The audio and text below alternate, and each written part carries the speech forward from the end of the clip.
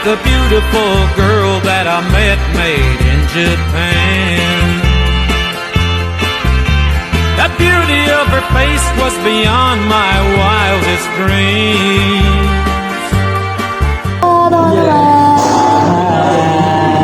Jadi today di sini kita akan melakukan wawancara seputar SOP yang ada di Cafe Tentu. Nah di sini kita sama Kak Fahri. Boleh kenalan dulu. Halo guys, kenalin nama aku Fahri ya. Umur aku 19 tahun ini dan aku di sini sebagai staf karyawan dari Tentu Cafe. Salam kenal ya. Kenal. Oke, karena kita udah kenalan sama Kak Fahri, kita mungkin kenalan dulu sama teman-teman kita.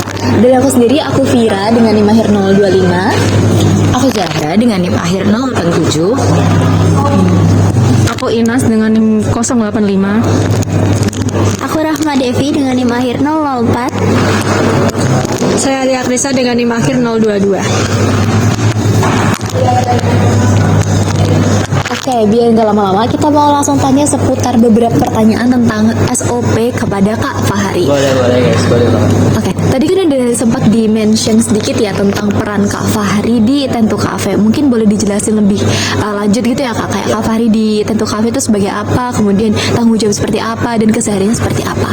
Ya, kalau boleh izin jelaskan, saya di sini berperan sebagai staf karyawan. Job desk-nya ada 2 di sini, yaitu saya sebagai runners dan juga barista.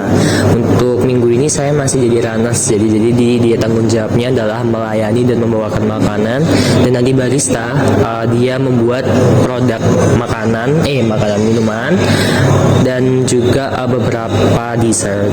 Jadi untuk makanan berat itu ada kitchennya sendiri, tapi di sini saya sebagai runners, waiters ataupun baristanya sih. Sesuai jadwal nanti bakal dibagi untuk job desk-nya. Oke, berarti kita udah tahu lah ya tanggung jawab sekilas tentang Kak Fahri di Tentu Cafe. Oke, kalau gitu tadi kan kamu sempat mention bahwasanya kamu masih baru di sini nih ya. Aku boleh tahu nggak awal-awal kamu di sini cara nge-treat dari manajer kamu atau atasan kamu untuk awal di sini untuk mengasih tahu kamu tentang SOP atau budaya kerja di sini tuh seperti apa? Apakah diktator atau dia langsung ngasih kamu handbook tentang staff atau disosialisasikan dengan baik atau gimana?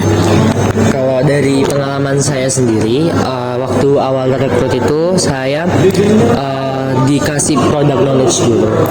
Itu selama 3 hari. Yang pertama dikasih product knowledge untuk minuman, lalu yang kedua ada makanan, lalu yang ketiga langsung kita praktek atau taste foods. Jadi ada beberapa menu yang dikeluarkan untuk karyawan baru dan dicoba.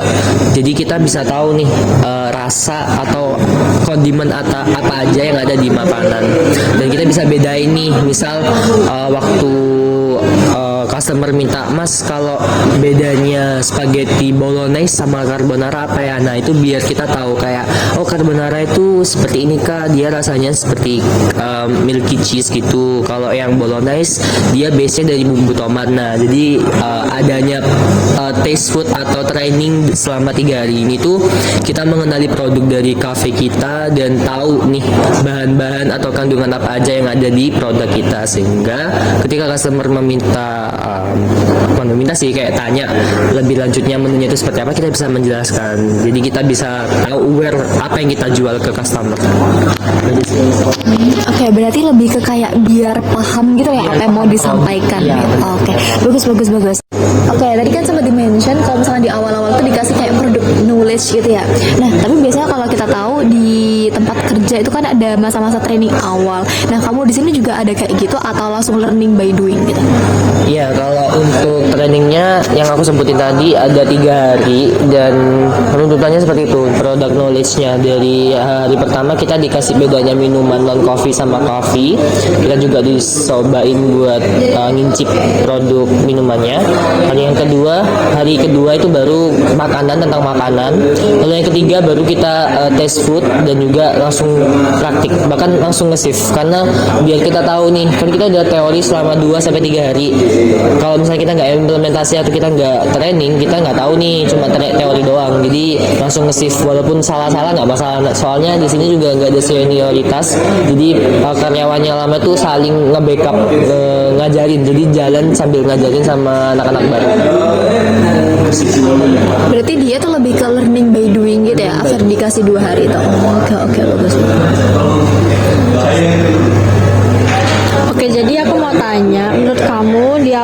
jadi staff itu SOP yang diberikan tuh memberatkan atau masuk akal menurut kamu?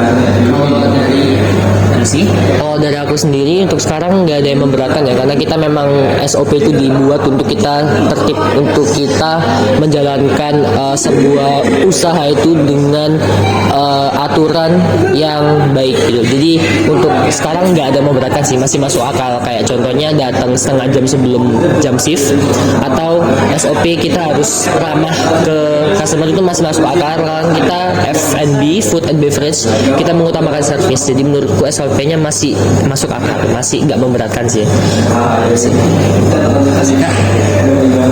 Oke, lanjut ke lebih detailnya. Jadi apakah di Tend to Coffee ini ada prosedur atau standar tertentu saat menyambut dan melayani pelanggan yang datang ke toko? Kayak contohnya apakah ada aturan yang menawarkan menu rekomendasi, terus upselling di kasir, atau standar pelayanan lainnya mungkin?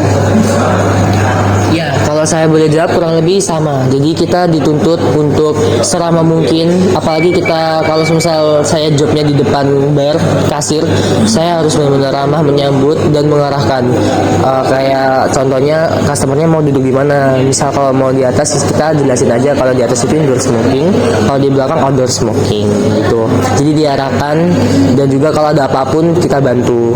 Misal dari menu pun kita arahin buat scan barcode, dan kalau misalnya mau taking order kita notes pesanannya baru kita input gitu sih. Terus kalau masalah upselling, kita juga ada beberapa produk yang harus di upselling. Itu waktu kita taking order sih biasanya. Kalau dari aku sendiri, aku ngerekomendasiin menu yang harus di upsell gitu. Pernah harus juga, karena ya kita kan F&B, kita ditarget untuk penjualan. Jadi kalau misal ada waktu upsell, kita upsell waktu taking order, itu waktu kita menerima pesanan customer. Itu aja sih. Nah, aku mau tanya, kalau di dalam satu bisnis itu kan pasti nggak luput sama namanya kritik saran kan. Nah, lalu kalau di sini tuh kalau misalnya ada customer yang mau ngasihin pendapat entah itu rasa makanannya kurang atau kayak gimana, itu apa di sini ada kotak saran atau langsung disampaikan ke masnya atau gimana? Terus nanti proses yang akan dilakukan untuk menangani kritik dan saran tersebut itu gimana? Kalau dari aku sendiri sejauh ini, karena saya juga karyawan baru, untuk saran dan kritik dari customer itu belum ada sih, saya belum menerima. Tapi yang ada itu dari kita sendiri, dan cara penanganannya ya kita sampaikan waktu dievaluasi bulanan bersama SPV sama manajemen, gitu aja sih. Berarti selain dari penyelesaian evaluasi bulanan itu nggak ada yang lain-lain, hanya di situ aja. Oke. Aku mau tanya, kalau menurut kamu SOP di sini itu lebih fokusnya ke kecepatan pelayanan, kualitas produk, atau kenyamanan dari pelanggan sih? Kalau dari kita sendiri, kita mengedepankan servis, atau yang bisa dibilang kita mengedepankan apa yang namanya customer, produk nomor 2 di sini. Jadi kalau misalnya servisnya nggak bagus, otomatis produk nggak ngejual. Kita bisa bikin produk yang enak, kita bisa bikin resep yang enak, tapi kalau misalnya servis kita nggak baik, kita menyajikan produk kita nggak baik, otomatis customer nggak akan kesini lagi.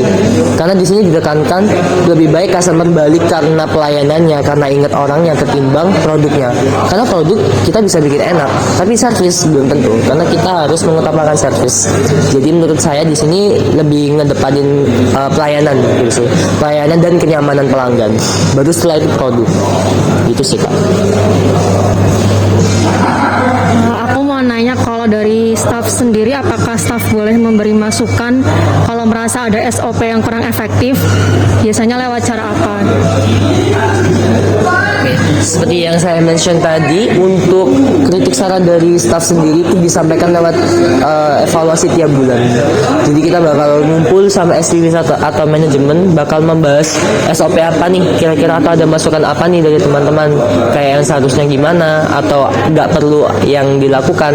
Itu kita pasti ada evaluasi. Karena saya juga belum melakukan atau belum ada merasakan evaluasi itu, mungkin kedepannya saya juga bakal saran sih kayak evaluasinya itu juga diperbanyak, atau kalau enggak menerima kritik dan saran itu enggak hanya di waktu evaluasi, tapi untuk sekarang ada evaluasi tiap bulan, jadi kita bisa nyampaikan kritik dan saran kita di situ.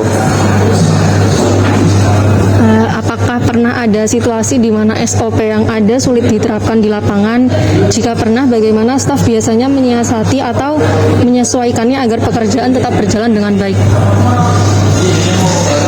Kalau semisal nih kemarin sempat ini case-nya saya ya kemarin. Jadi waktu itu ada kendala atau SOP yang terlewatkan. Semisal di sini kan SOP-nya kalau mau taking order atau mau terima pesanan customer itu harus lihat stok. Nah, karena kemarin waktu saya masih baru dan saya belum terbiasa dengan cek stok, saya terlanjur input pesanan dan akhirnya saya harus konfirmasi dan uangnya masalahnya udah dibayar. Nah, itu kan masalah tuh, udah saya input, udah bayar tapi produknya nggak ada. Nah, salah satu cara menyiasatinya dengan saya konfirmasi terlebih dahulu ke customer kalau misalnya produknya itu sold atau habis, lalu saya tawarkan dengan produk yang lain yang harganya masih sama atau range-nya dia nggak nambah lebih banyak. Jadi customer itu nggak merasa kayak kok tiba-tiba dikonfirmasi nggak ada dan tiba-tiba harus bayar banyak, kan kayak kita kan nggak enak kan, kayak tiba-tiba bilangnya ada tuh sold out. Nah, kalau dari saya sendiri cara menyiasatinya itu saya dengan yang pertama pasti konfirmasi kalau produknya sold, baru nanti saya minta ganti atau menyarankan ganti produk yang harganya nggak jauh dari produk yang sold tadi yang saya salah konfirmasi tadi. Itu aja sih. Kalau selebihnya insya Allah nggak ada. Oke, mungkin sekarang kita lebih ke kayak ngerangkum sama evaluation aja nih. Kalau misalkan tadi kan kamu sendiri udah bilang sebenarnya SOP-nya tuh masih masuk akal dan segala macam, tapi sejauh ini nih menurut kamu SOP-nya ini adakah yang masih harus dievaluasi lagi, atau kayak sebenarnya memang menurut kamu ada hal-hal yang beberapa mungkin bisa di substitute atau kayak bisa ditingkatkan lagi efisiensinya atau gimana gitu? Saya belum bisa jawab banyak ya, tapi kalau dari saya sendiri pasti perlu dievaluasi, dan karena saya juga karyawan baru jadi SOP-nya saya belum terlalu hafal, cuma saya berharap kedepannya evaluasinya bisa diubah. Bahkan menurut saya untuk SOP yang sekarang itu masih belum memberatkan, tapi mungkin kalau ada dari teman-teman saya yang keberatan pasti bakal minta diubah kok untuk kedepannya. Waktu saya evaluasi pasti bakal ngomong sih. Itu aja sih untuk sekarang, karena saya belum hafal SOP-nya, bisa ngerasain apa yang harus diubah. Oke, terus kalau misalkan kayak ini kan kamu kan sebagai karyawan ya, sebenarnya kayak kamu speaking from the inside yang kayak kamu tuh bisa melihat secara garis besarnya dari sisi ya pelanggan itu kan bisa di observe gitu kan, terus juga kamu ada di dalam manajemennya gitu. Nah, kalau menurut kamu tuh sebenarnya apa sih manfaat dari adanya penerapan SOP itu? Kan jadinya secara general perlakuannya itu kan kurang lebih sama kan gitu. Nah, sebenarnya menurut kamu apa sih manfaat dari SOP ini buat pelanggan ataupun buat si pelayannya?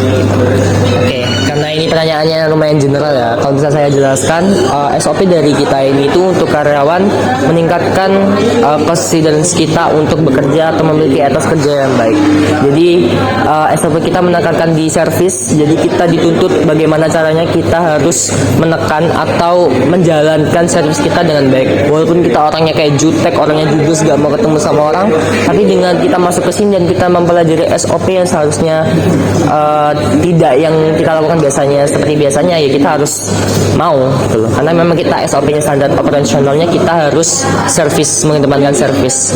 Kalau dari pelanggan sendiri pasti impact-nya mereka merasa terlayani, dan saya juga beberapa kali mendapatkan pujian atau dapat feedback yang baik dari customer, bilang kayak service-nya sini baik ya mas, masnya ramah, masnya baik, bahkan sampai rekomendasi orangnya yang dari bingung mau makan apa minum apa jadi tahu, oh produk di sini tuh kayak gini, produk yang best seller di sini kayak gini. Jadi kayak dari customer dan staff sendiri itu bisa merasakan baik positifnya SOP kita, intinya seperti itu.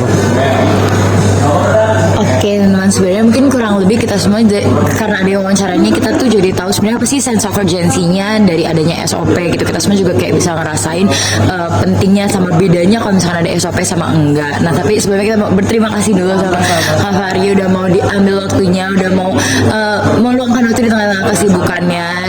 Mungkin kalau dari kita rasa udah cukup aman. Oke, mungkin kita sekali lagi terima kasih buat waktunya.